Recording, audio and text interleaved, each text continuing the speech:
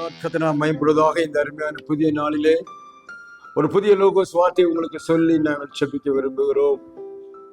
கர்த்தர் இந்த புதிய நாளிலும் கூட இந்த வார்த்தை மூலமாய் நம்மோடு பேசுவாராக. மார்க் சுவிசேஷம் 11ஆம் அதிகாரத்துல 25ஆம் வசனத்துல நம்ம ஒரு காரியத்தை வாசிக்கிறோம். நீங்கள் நின்று ஜெபம் பண்ணும் போது ஒருவன் பேரில் உங்களுக்கு யாதொரு குறை இருக்குமானால் பரலோகத்தில் இருக்கிற உங்கள் பிதா உங்கள் தப்பிதங்களை உங்களுக்கு மன்னிக்கும்படி அந்த குறையை அவனுக்கு மன்னியுங்கள். அது மிக முக்கியமானது. உங்கள் பிதா உங்கள் தப்பிதங்களை உங்களுக்கு மன்னிக்கும்படி அந்த குறையை அவனுக்கு மன்னியுங்கள் என்று சொல்லப்பட்டிருக்கு. இந்த நாளிலும் அருமையானவர்களே, இந்த வருஷத்தின் கடைசி நாட்களில் வந்திருக்கிறோம்.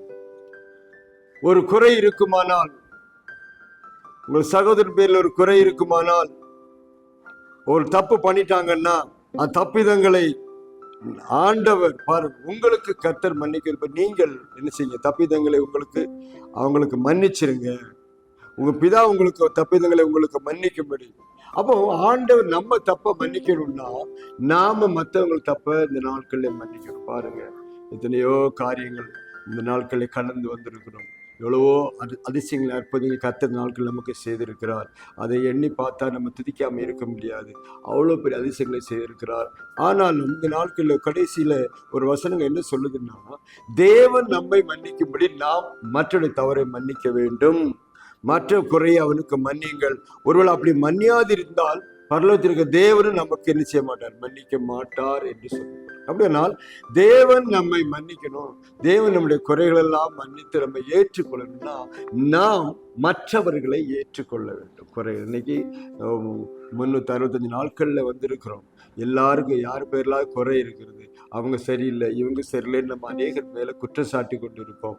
அவர்கள் இப்படி பண்ணிட்டாங்க, எனக்கு இந்த மாதிரி செஞ்சுட்டாங்கன்னு மனசுல வருத்தத்தோடு இருக்கலாம், பாரத்தோடு இருக்கலாம், வேதனையோடு இருக்கலாம்.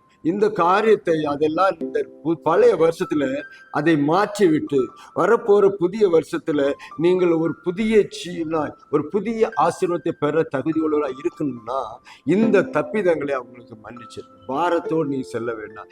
எவ்வளவு பெரிய தப்பு இருந்தாலும் நான் உங்களுக்கு மன்னிக்கிறேன்னு சொல்லி மன்னிச்சுட்டு அவர்களோடு ஒப்புரவாகும்படி கர்த்தர் விரும்புகிறார். பாருங்க, ஒரு பேர்ல ஒரு ஆண்டவர் சொல்லும்போது சொல்றாரு, நீங்க காணிக்கை செலுத்த வந்துட்டு உங்க சகோதரன் பேர்ல குறை இருக்குமானால் அந்த குறையில மாற்றிட்டு பாருங்க, அதை சரி பண்ணிட்டு வந்து காணிக்கை செலுத்து. அப்படின்னா நம்மை கர்த்தர் ஏற்றுக்கொள்ளணும்னா நாம் மற்றவர்களை ஏற்றுக்கொள்ள வேண்டும். அதான் நீங்கள் மன்னியாதிருப்பீர்களானால் பரலோகத்தில் தேவனும் உங்களை மன்னியாதிருப்பார் என்று சொல்லப்பட்டிருக்கிறது. அப்போ தேவன் சொல்ற வார்த்தை என்ன? நம்ம என்ன செய்யறோமோ அதான் நமக்கு வரும். நீங்க எல்லாரையும் மன்னிச்சுட்டு அவங்களோடு சமாதானமா இருந்தா கர்த்தர் உங்க தவறை மன்னிச்சிருவார். அப்படி நாம யாரையுமே மன்னிக்க மாட்டோம், நான் பண்றதா கரெக்ட்னு சொல்லி நாம் வீம்புக்காக இருப்போம். ஆனால் நீ நம்ம கிட்ட ஆண்டவரே என்ன ஏத்துக்கங்கன்னு சொல்லி ஏத்துக்க மாட்டார். ஏன்னா நம்ம மற்றவங்க தவற மன்னிக்க நமக்கு மனசு இல்லை. சிலவங்க சொல்லுவாங்க, நான் செத்தாலும் அவங்கள்ட்ட பேச மாட்டேன், அவங்கள்ட்ட பழக மாட்டேன், நான் அவங்கள்ட்ட இனிமேல் அவங்க ஒதுக்கி வச்சுட்டேன்னு சொல்லுவாங்க. செத்தா பேச முடியாது. சோத்திரம் சாவதுக்கு முன்னே அவங்க பேசணும். இப்படி நம்ம வைராக்கியத்தோட இந்த வருஷத்தின் கடைசியில அப்படி இருக்காதீங்க. எல்லாத்தையும் விட்டுட்டு ஒரு நல்ல சமாதானத்தை உண்டாகும்படி, ஒரு நல்ல சந்தோஷம் உண்டாகும்படி உங்களுக்கும் உங்க சொந்தக்காரங்களுக்கும், உங்களுக்கும் உங்க குடும்பத்தாருக்கும், உங்களுக்கும் உங்க பிள்ளைகளுக்கும், உங்களுக்கும் உங்க புருஷனுக்கும், உங்களுக்கும் உங்க மனைவிகளுக்கும் பாருங்க, அந்த சந்தோஷத்தை உண்டாக்கும்படி நீங்கள் இந்த நாட்களில் இருக்கிற எவ்வளவு பெரிய பிரச்சனையானாலும் அதை மன்னிப்பதற்கு உங்கள் இருதயம் இன்னைக்கு தயாரா இருக்க வேண்டும். அதைத்தான் கர்த்தர் சொல்லுகிறார். பாருங்க, அப்போ உங்களை கர்த்தர் மன்னிக்கணும்னா நீங்க மற்றவங்களை என்ன செய்யுங்க? இந்த கால வேளையில மன்னிச்சிருங்க. நீங்க இவ்வளவு பெரிய ஒரு வருஷமா நீங்க பேசாம இருந்திருக்கலாம். ஆனா புதிய 25ஆம் வருஷத்துக்கு போறதுக்கு முன்ன நீ எல்லாரோடும் சமாதானமாய் மாறி எல்லாரோடும் பேச ஆரம்பிங்க. ஒரு சந்தோஷம் உண்டாகட்டும். இதுதான் உங்க வாழ்க்கையில 25ஆம் வருஷத்துல வரப்போற ஆசீர்வாதத்துக்கு தொடக்கமா இருக்கும். பழைய பாவங்களோடு, பழைய வைராக்கியத்தோடு, பழைய கோபத்தோடு நீங்கள் புதிய வருஷத்துக்குள் பிரவேசிக்க வேண்டாம் என்று கர்த்தர் விரும்புகிறார். அதனால நீங்கள் மன்னிக்கும்படி உங்கள் பிள்ளைகளை மன்னிங்க, உங்கள் பிள்ளைகளை மன்னிங்க, உங்கள் சகோதர சகோதரிகளை மன்னிங்க. எத்தனை பேர்கள் பல வருஷமா பேசாம இருக்கிறீங்க, இந்த வருஷத்துல ஒரு முடிவுக்கு வாங்க.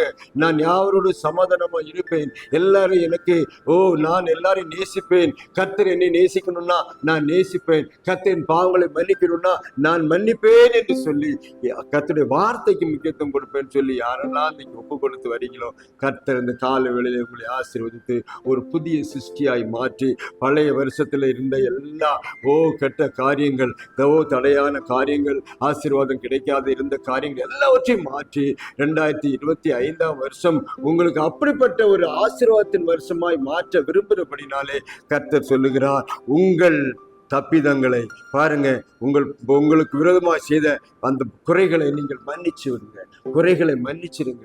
எல்லாரும் உங்களுக்கு பாருங்க, இத்தனை நாளா பேசாம இருக்கிறதுனால அந்த குறையை நீங்கள் மன்னிக்காம இருப்பதனாலே அது பிரச்சனை நமக்குத்தான் வருகிறது.